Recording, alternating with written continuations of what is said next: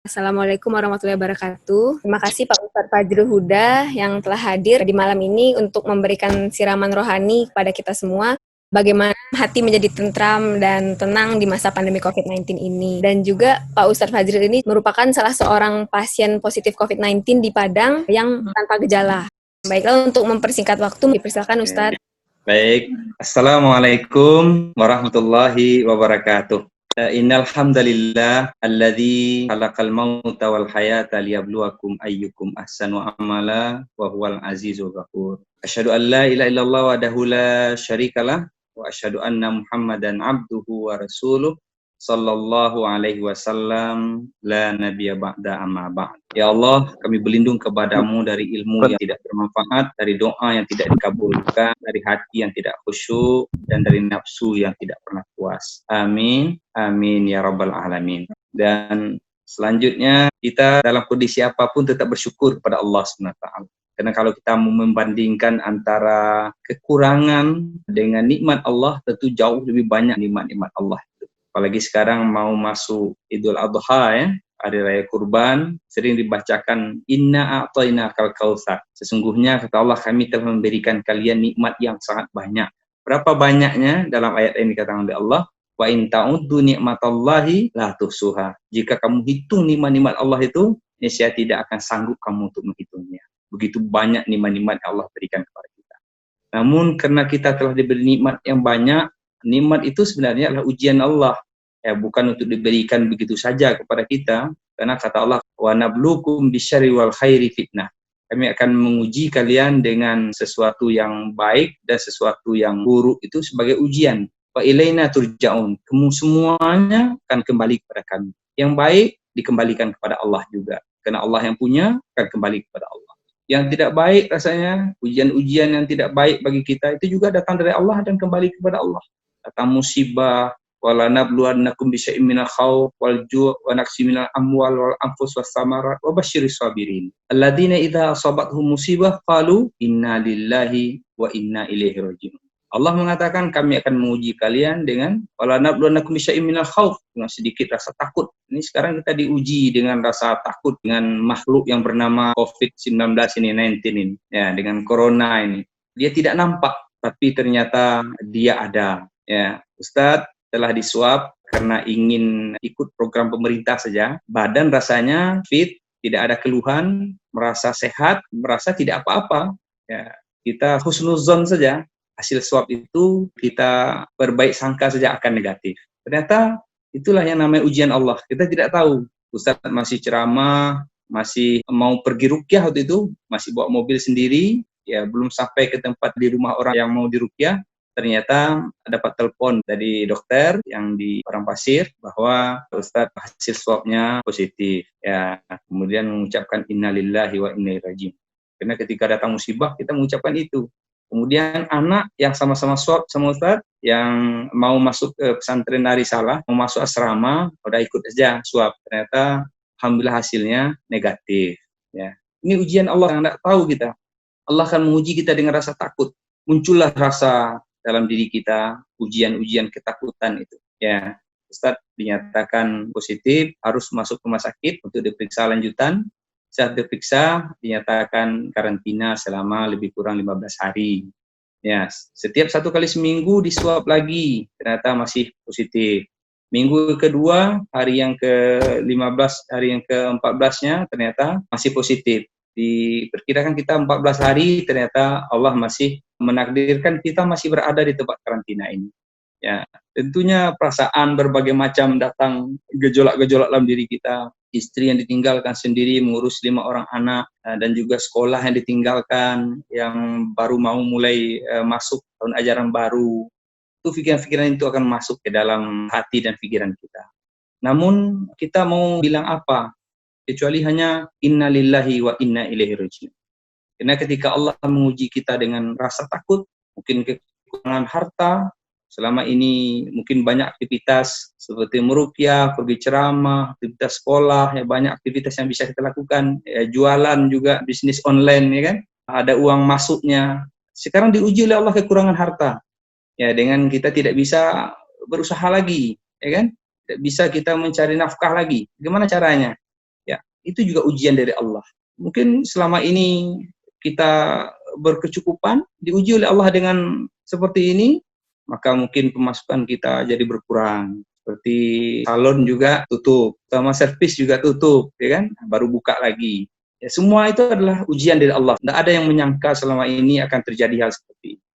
Namun Allah menyatakan dalam Al-Quran, Allah sudah mengatakan dalam Al-Quran, "Qul la yusibana illa ma kataballahu lana, wa huwa maulana wa 'ala Allahi falyatawakkalul mu'minun." Katakanlah hai Muhammad, sekali-kali tidak akan menimpa kami melainkan apa yang telah ditetapkan oleh Allah bagi kami. Ini ketetapan Allah. Maka huwa maulana, maka dialah pelindung kami. Jadi kita hanya bisa berlindung pada Allah. Kita sudah berlindung pada Allah. Apakah Ustaz tidak berlindung pada Allah? Sudah berlindung pada Allah. Sudah berdoa, baca kunut nazilah. Setiap habis salat kita berjemaah di rumah kita, salat berjemaah. Kita baca doa berjemaah, diaminkan. Tapi Allah menghendakkan, ingin memberikan takdir seperti ini. Ya kan? Tapi tetap kita mengatakan, wa 'alallahi falyatawakkalul mu'minun. Hanya kepada Allah lah orang-orang beriman itu bertawakal. Ketika kita mengaku diri beriman, benar tak kita beriman, kita mesti siap diuji oleh Allah SWT. Kalau kita diuji oleh Allah, apa tindakan kita? Ya, fatawakal Allah. Dan kita bertawakal kepada Allah. Kalau kita tawakal kepada Allah, maka kita harus menjadi orang yang menyerah itu 100%. La haula wa la quwata illa billah. Tidak ada daya, tidak ada upaya, tidak ada kekuatan yang bisa menolong kita. Ya, buktinya obat. Semua obat yang dikirim oleh teman, oleh istri, oleh keluarga, ya, sama grup olahraga, ikut memberikan support supaya Ustaz cepat negatif. Ya kan? Karena kita tidak ada keluhan. OTG, orang tanpa gejala. Ya, secara fisik sehat. Tetap olahraga di sini, main skipping, angkat barbel, tetap juga lari, senam, naik tangga. Alhamdulillah tidak ada keluhan rasanya. Yang keluhan itu cuma lemah saja, agak kambuh. Mungkin ya kena biasa bersama istri itu, sekarang tidak bersama istri. Biasa bersama anak, ada teman bergelut, sekarang nggak ada. Kita sendiri dalam kamar. Mungkin ini ujian ini, mungkin berusaha kita bagaimana bisa sabar, menyerah kepada Allah. Kata Allah, likulli ummatin ajal. Bagi setiap umat ada ajalnya. Ajal itu arti ketentuannya. Iza jaa ajaluhum la yastakhiruna sa'atan wa la yastaqdimun. Kalau ketentuan itu sudah jatuh kepada seseorang, maka tidak bisa ditunda walau sesaat, tidak bisa dimajukan sesaat. Jadi ajal itu bukan hanya kematian gitu, tapi semua ketentuan. Sebab semua yang ada dalam kehidupan kita ini sudah ada ketentuannya di sisi Allah SWT. Allah sudah menetapkan bahwa setiap kita ini ada ajalnya, ada ketentuan, tercatat di Lauhul Mahfuz. Sebelum alam dunia ini dibentangkan oleh Allah, diciptakan oleh Allah, jadi semua yang akan terjadi di alam ini, itu sudah ditulis oleh Allah dulu. Sudah ditulis catatannya di Lauhul Mahfuz. Jadi kita ini sebenarnya hanya menjalani catatan sudah ditentukan. Lantas apa guna kita berusaha, Ustaz? Kalau memang sudah akan terjadi semuanya. Usaha itu adalah salah satu bentuk syariat Allah untuk kita bisa beribadah. Jadi ikhtiar itu ibadah sebenarnya. Kita sakit, yang menyembuhkan Allah. Kalau tahu Allah menyembuhkan, ya kalau Allah mau dengan apa saja obat bisa disembuhkan oleh Allah kalau Allah mau. Tapi kenapa kita harus pilih-pilih obat semacam? Karena Allah mensyariatkan supaya bertanya kepada ahlinya. Ahli kesehatan pada dokter, ya kan? Ahli penyakit ada dokter. Dia belajar tentang ilmu kesehatan supaya tempat orang bertanya yang tidak belajar ilmu kesehatan. Maka belajar bertanya kepada ahlinya, itulah ibadah di sisi Allah SWT. Itu menjalankan syariat Allah. Itulah tujuan kita untuk melakukan semuanya itu. Tapi ketentuan itu sudah ada di tangan Allah. Semua yang terjadi ini sudah ada ketentuan di sisi Allah SWT. Kita hanya menjalaninya saja. Jadi kalau Allah sudah menetapkan sesuatu, tidak ada yang bisa merubahnya.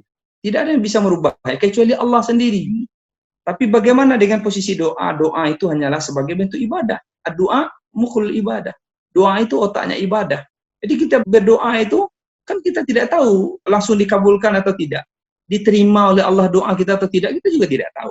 Cuma kita disuruh berdoa kata Allah. Astajib lakum. Dia fi'il mudhari dalam bahasa Arab. Sekarang atau yang akan datang. Bisa jadi Allah terima doa kita sekarang, atau astajib lakumnya kan Allah jawab nanti. Bisa jadi sekarang, bisa jadi nanti. Cuma sikap kita sebagai orang yang beriman, karena kita beriman dengan takdir Allah tadi, maka kita harus sabar dalam berusaha, sabar dalam berdoa. Karena bisa jadi ujian Allah itu merupakan sebuah jalan bagi Allah untuk menjadikan kita semakin taat, semakin beribadah, semakin banyak aktivitas kebaikan yang kita lakukan. Sebagai jalan kita minta supaya Allah merubah apa yang sudah ditakdirkan oleh Allah. Kata Nabi SAW dalam sebuah hadis beliau, la yaruddul qada illa du'a. Tidak ada yang bisa menolak qada atau ketentuan Allah itu kecuali doa. Wala yazidu fil umur illal birri. Tidak ada yang bisa menambah umur kecuali banyak berbuat kebaikan. Banyak berbuat kebaikan itu ada yang mengatakan memang umur itu yang bertambah. Artinya ada yang mengatakan umur itu dalam arti kebaikan itu selalu berjalan terus walaupun ajal kita sudah sampai. Tapi karena kita melakukan kebaikan, kebaikan kita itu ditiru orang, kebaikan kita itu bermanfaat bagi orang, maka walaupun kita sudah mati, umur kebaikan kita bertambah terus sampai kita walaupun sudah mati gitu. Ada yang mengartikan demikian. Nah, di potongan hadis yang di awal tadi, Nabi SAW mengatakan bahwa la yaruddul qada illa du'a. Tidak ada yang bisa merubah. Sudah ada doa itu memang diterima oleh Allah, maka dia bisa menghalangi kata takdir. Tapi kalau doa tidak diterima oleh Allah, mungkin bisa jadi ada hikmah yang lebih besar lagi yang akan Allah berikan kepada kita. Sebab apa yang kita minta mungkin kecil, yang sedang Allah siapkan untuk kita selanjutnya itu lebih besar. Makanya bisa jadi Allah tidak mengabulkannya. Atau memang ada penghalang doa. Contohnya mungkin ada hal-hal yang haram yang termakan oleh kita. Atau ada kita berbuat zalim. Makanya ujian itu di samping sebagai penghapus dosa bagi kita, mungkin ada kesalahan kita, ya dia juga merupakan sebagai penaik derajat orang-orang yang beriman. Ketika dia diuji, dia sabar. Dan juga musibah itu atau ujian itu juga sebagai bentuk tarbiyah Allah kepada kita. Ya, tarbiyah tentang kesehatan. Bagaimana sekarang orang hati-hati, kemana-mana pakai masker, ya kan? Dulu tidak biasa orang benci melihat pakai cadar, sekarang daripada pakai masker, orang pakai cadar aja, ya kan? Mungkin ini ujian untuk bagaimana menerapkan kebersihan. Ya, ini ujian Allah, bagaimana cara Allah mentarbiyah kita dengan ujian-ujian ini. Sehingga Allah mengajarkan kita hidup bersih. Ya, karena Allah itu suka dengan orang, innallaha yuhibbul mutatahhirin. Ya, karena Allah cinta, suka, senang dengan orang yang bersih. Juga Allah sedang mengajarkan kita mungkin, kenapa belum dikabulkan doa kita? Kenapa belum disehatkan orang yang sakit? Kenapa belum dihilangkan corona ini? Allah sedang mentarbiyah kita, mendidik kita bagaimana berpisah dengan keluarga. Ya kan? Seperti saya dengan istri, tidak biasa berpisah dengan istri. Sekarang berpisah udah berapa hari ini nggak bisa ketemu langsung. Paling-paling video call, paling lewat telepon, lewat WA. Ini adalah ujian Allah SWT. Bagaimana Allah mengajarkan kita berpisah. Ini baru sebentar di dunia. Nabi Yakub dengan anaknya Yusuf alaihissalam, itu dia berpisah selama 40 tahun. Dipisahkan oleh Allah. Dulu belum ada video call, ya kan, belum ada telepon. Bahkan Allah sengaja menghalangi beliau berdua itu untuk bertemu.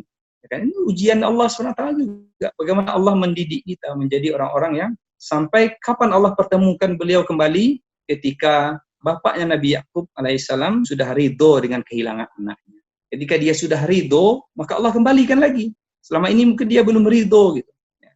Mungkin ini bentuk terbiah kita, ya kan? Kalau kita belum ridho, kita berpisah dengan keluarga kita, maka Allah akan memberi ujian kepada kita supaya kita ridho dengan ketentuan-ketentuan Allah. Ya, makanya kita belajar untuk berpisah dengan keluarga. Ini juga bentuk tarbiyah dari sebuah ujian. Biasanya kami setiap tahun pulang, Lebaran itu wajib pulang. Ketemu dengan ibu, ketemu dengan keluarga semuanya. Dari Bandung, dari Jakarta, pulang semua. Sekarang tidak bisa pulang. Mertua saya di Jambi terkurung. Biasa kami kalau tidak beliau di Padang, kita yang pergi ke Jambi. Sekarang nggak bisa. Melewat, alhamdulillah dunia sudah canggih, sekarang bisa video call. Pada zaman dulu bagaimana susahnya ketika berpisah dengan keluarga. Sekali berangkat, pergi merantau, maka hendak pulang-pulang sampai selesai, sampai tamat. Karena perginya dulu ada orang yang jalan kaki, ada yang naik kapal. Sekarang orang bisa. Tapi ada caranya Allah untuk memisahkan kita. Ya, dengan cara seperti ini. Tapi sekarang kita tidak bisa ketemu-ketemu. Kita dipisah oleh Allah. Ini ujian Allah SWT. Karantina ini merupakan ujian untuk kesabaran kita. Mampu tidak kita menyerahkan segala urusan ini kepada Allah SWT. Kadang ada orang bertanya, sudah dijaga rasa kesehatan, pola hidup sehat kita sudah, ya kan, doa sudah, ya makan obat sudah, kok masih sakit juga gitu kan. Ya, maka ikhtiar itu kita laksanakan, itu bentuk ibadah. Jangan sampai kita buruk sangka dengan Allah, nauzubillah min dzalik. Kita mendapatkan dosa yang besar di sisi Allah. Kalau kita sudah berusaha, ternyata kita sakit juga, kita belum sehat juga, kita belum kuat juga, ya kita berbaik sangka saja kepada Allah. Ambil hikmah-hikmah yang banyak yang sedang Allah ajarkan kepada kita. Jadi kita mampu mengambil hikmah yang besar di sisi Allah SWT, maka itulah Allah SWT akan menyayangi kita, akan merahmati kita, akan meninggikan derajat kita. Dan mungkin Allah sedang menyiapkan kebaikan yang akan Allah berikan kepada kita, baik itu kebaikan dunia ataupun kebaikan untuk akhirat kita. Ya, Bapak dan Ibu-ibu, Allah SWT karena sayang kepada kita, tanda bentuk sayang beliau itu dia memberikan ujian kepada kita. Itu tanda dia sayang. Kalau orang tua sayang ke anaknya, ya bentuk sayangnya hanya gaduh-gaduh anak, nyu cubit-cubit, nyu patangi anak, ya kan? Ini bentuk sayang, diberikan ujian, ya kan? Allah SWT sayang kepada kita, maka kata Nabi SAW, belum dikatakan beriman seorang itu sebelum dia diuji terlebih dahulu. Sekarang kita diuji oleh Allah dengan virus ya, COVID-19 ini, jadikan ini sebagai bentuk ujian Allah kepada kita. Makanya kalimat Allah ketika beliau mengatakan walanabluwannakum bisyai'in minal khauf wal ju' wa naqsi minal amwal wal anfus was samarat, ya. Berapa banyak sekarang nih orang kekurangan buah-buahan, tidak bisa masuk ke Kota Padang berapa lama kemarin ini, buah-buahan nggak bisa masuk dari luar daerah. Kurangan jiwa, berapa banyak orang yang meninggal disebabkan oleh virus ini. Di seluruh dunia, bukan hanya kita saja. Di seluruh dunia. Allah menguji kita dengan kekurangan jiwa, kekurangan bahan makanan, kekurangan harta. Kata Allah, wabasyiris sabirin. Beri kabar gembira orang-orang yang sabar. Siapa orang yang sabar? Orang yang diuji. Kalau belum diuji, dia bilang sabar, ya enak mengatakan sabar. Tapi setelah diuji kita oleh Allah SWT dengan ujian-ujian tadi, baru kita mengatakan sabar itu sebenarnya orang-orang yang sabar. Ya, wabasyiris sabirin, beri kabar gembira orang sabar. Siapa orang sabar? Alladzina idza asabathum musibah. Orang yang sabar itu orang yang sudah ditimpa oleh musibah. Baru dia mengatakan inna lillahi wa inna ilaihi rajiun. Sesungguhnya kita datang dari Allah dan kita akan kembali kepada Allah. Ya, penyakit ini datang dari Allah, Allah juga yang akan menghilangkannya. Maka kita boleh berdoa. Ya, mudah-mudahan sebelum waktunya, mungkin kata orang sampai akhir tahun, ya mudah-mudahan dengan doa-doa kita semuanya, kalau ada diterima oleh Allah SWT, angkat. Tapi kalau kata Allah, belum, masih banyak lagi hamba-hambaku yang harus kuuji. Masih banyak lagi hamba-hambaku yang belum sadar juga. Masih banyak hamba-hambaku yang masih belum taat juga. Bahkan yang masih ingkar juga. Belum aku angkat ini, karena ini tujuannya untuk menyadarkan orang. Tapi ternyata masih banyak juga yang belum sadar. Masih banyak juga maksiat-maksiat. Maka Allah masih menahannya. Jadi ada dua sisi yang kita ambil dari ujian-ujian Allah. Yang pertama, bisa jadi itu adalah bentuknya ujian. Ya, musibah itu bisa bentuknya ujian dari Allah, menguji keimanan. Yang kedua bentuknya adalah teguran. Teguran bagi pembuat dosa. Tapi dalam hadis yang dikatakan, bagi orang-orang kafir, itu azab bagi mereka. Ya, bagi orang-orang kafir berapa banyak mereka merugi. Ya, mereka tidak mau rugi di dunia. Selama ini mereka melakukan perdagangan dengan virus ini. Allah SWT sedang menghukum wabah itu bagi orang-orang beriman, dia merupakan bagi orang beriman itu sebuah rahmat dari Allah. Ya, bagaimana dia dikatakan sebuah rahmat? Kalau orang mati oleh wabah ini, dia beriman, maka matinya mati syahid. Ya kan? Kemunafik kita minta mati nggak boleh, kecuali di akhir zaman nanti dunia ini tidak ada kebaikan lagi. Baru kita boleh minta mati. Kalau sekarang nggak boleh minta mati. Kita sabar saja. Kita optimis saja bahwa kita akan umur panjang, bahwa kita akan sehat kembali, beramal terus. Kalau seandainya memang kita ditakdirkan ini penyebab kematian kita, ya kita terima dengan ikhlas, dengan sabar, ya, dengan ridho atas ketentuan Allah. Belum tentu, walaupun ya OTG ini kan sehat-sehat ya seperti ini. Kita tidak tahu apakah memang ini penyebab pencabut nyawa, ya kan? Dan kita tidak tahu juga apakah orang yang tidak kena wabah ini dikatakan lebih panjang umurnya. Belum tentu juga. Ternyata banyak juga yang sudah kena wabah, ternyata dia sembuh kembali. Ya, ada juga penyebab kematian yang lain. Makanya jadikan ini sebuah hikmah yang besar bagi kita. Bahwa kita sudah menyiapkan diri untuk sebuah ujian ini. Kalau memang ujian ini penyebab kematian kita, kita ridho atas ketentuan Allah. Kalau memang ini sebagai sekedar penghapus dosa kita minta umur panjang, rezeki murah, ya kan? Diberikan Allah SWT kekuatan, kesehatan, bisa menolong agama Allah, dan kita semuanya diserahkan kepada Allah. Ya mungkin itu dari Pak Ustadz. Kalau ada nanti dialog, pertanyaan, disilakan. Kita tutup dulu dengan bila taufiq wal hidayah. Assalamualaikum warahmatullahi wabarakatuh.